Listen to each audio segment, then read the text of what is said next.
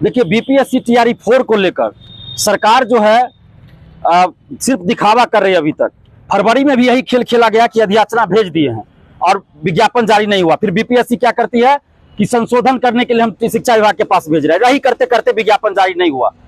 फरवरी से लेकर अप्रैल मई तक यही चला।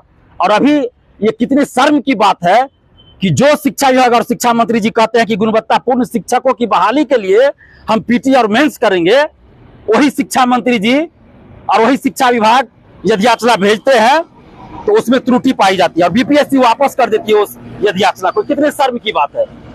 तो हम तो सबसे पहले ये कहेंगे कि जो यदि याचना भेजी भी गई वो आपका वायरल कैसे हो गया। जब बीपीएससी और शिक्षा विभाग ने कहीं जारी नहीं किया ऑफिशियली, तो कोई विदेश में रह के, कोई बिहार से बाहर रह के, कोई बिहार में रहकर ही कैसे उस चीज को सोशल साइट पे वायरल कर रहा है। कैसे आपकी सूचना लीक हो रही है बीपीएससी और शिक्षा विभाग की सूचना। क्या यही लोग पेपर लीक में भी शामिल रहते हैं? ये सबसे बड़ा सवाल है।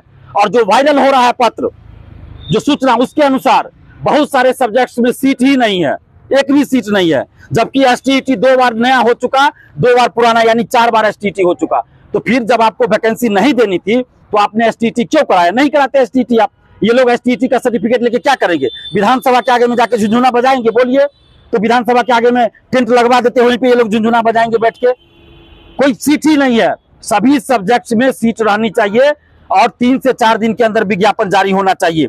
टीजीटी म्यूजिक में मात्र 2 सीट है, तो म्यूजिक में टीजीटी में सीट बढ़नी चाहिए और टीजीटी ओवरऑल भी सभी में सीट बढ़ना चाहिए। पीआरटी में सीट नहीं है, बहुत कम सीट है, तो पीआरटी में भी सीट बढ़नी चाहिए। Music, dancing, fine art, Maithili, Bhojpuri, Bangla, Magahi, Pali, Prakrit, अरबी, फारसी, इन सब में सीट ही नहीं है। तो क्या करेंगे अभ्यर्थी?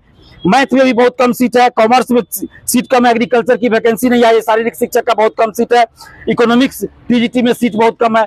हमारी ये मांग है सभी सब्जेक्ट्स में जो बैकलॉग सीटें बची हुई है वो तो रहे ही, साथ में जो इतने दिनों में सीट खाली हुई सभी जोड़कर टीआरई 4 में विज्ञापन जारी हो। और नीति आयोग का, ये मेरा नहीं, नीति आयोग का ये डाटा है कि 2,77,000 शिक्षकों के पद बिहार में खाली है। और यहाँ शिक्षा मंत्री कह रहे हैं कि सरप्लस शिक्षक कैसे गिनती कर रहे हैं आप शिक्षा मंत्री जी? आपकी योग्यता पे सवाल हम खड़ा कर रहे हैं। कैसे शिक्षा मंत्री आप है कि आपके द्वारा यदि याचना भेजी गई और बीपीएससी ने वापस कर दिया, आप शिक्षा मंत्री के पद से अब इस्तीफा दे दीजिए। आप शिक्षा मंत्री के पद पर रहने लायक योग्य नहीं है। आप कह रहे हैं, शिक्षा मंत्री जी, बहुत गंभीर बात में बोलने जा रहा हूं। शिक्षा मंत्री जी कह रहे हैं 30 बच्चों पर एक शिक्षक की हम नियुक्ति करेंगे, सरप्लस शिक्षक हो रहे हैं। आए हुजूर, 30 बच्चों पे एक शिक्षक होंगे ना, लेकिन इसका मतलब ये नहीं है कि क्लास 1, क्लास 2, क्लास 3 के बच्चों को मिला के 30 बच्चा, क्लास 1 में 30 बच्चा पे एक शिक्षक, क्लास 2 में 30 बच्चा पे एक शिक्षक होना चाहिए ना। और ये क्या चालाकी कर रहे हैं?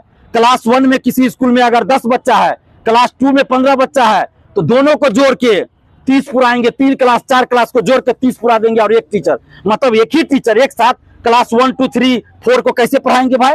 एक ही टीचर सब क्लास को पढ़ाएंगे एक साथ बैठा के? ये तो बहुत पहले होता था, अब कैसे होगा? और इस तरह कर रहे सरप्लस शिक्षक हो गए।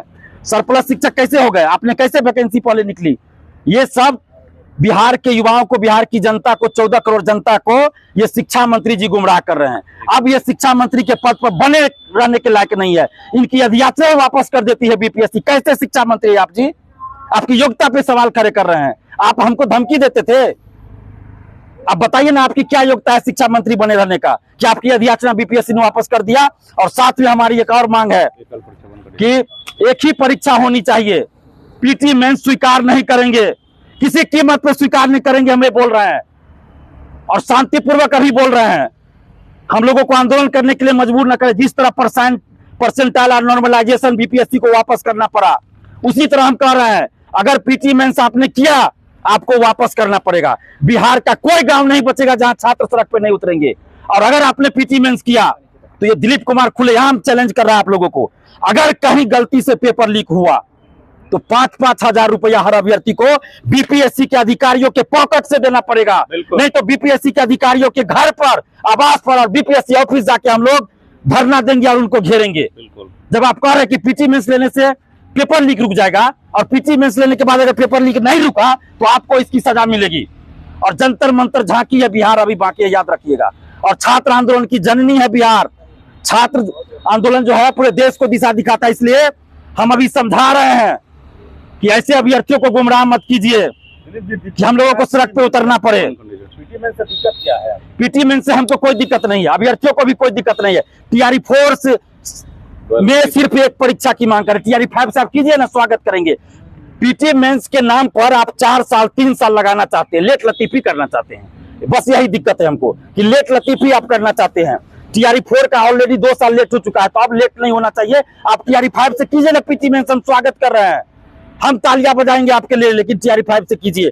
और 1 कैंडिडेट 1 रिजल्ट लागू हो या कोई और व्यवस्था है तो कर कीजिए, लेकिन मेरा कहना है जितने सीटों पे आप वैकेंसी निकाल रहे हैं उतने लोगों को नौकरी मिलनी चाहिए, स्कूल में ज्वाइनिंग होना चाहिए। ये नहीं कि 32,000 आप निकाल दिए और फाइनल जो है सिलेक्शन 10,000 का हो, बाकी 2-2 3-3 जगह सिलेक्ट हो गया, बाकी सीट खाली, ऐसा नहीं होना चाहिए।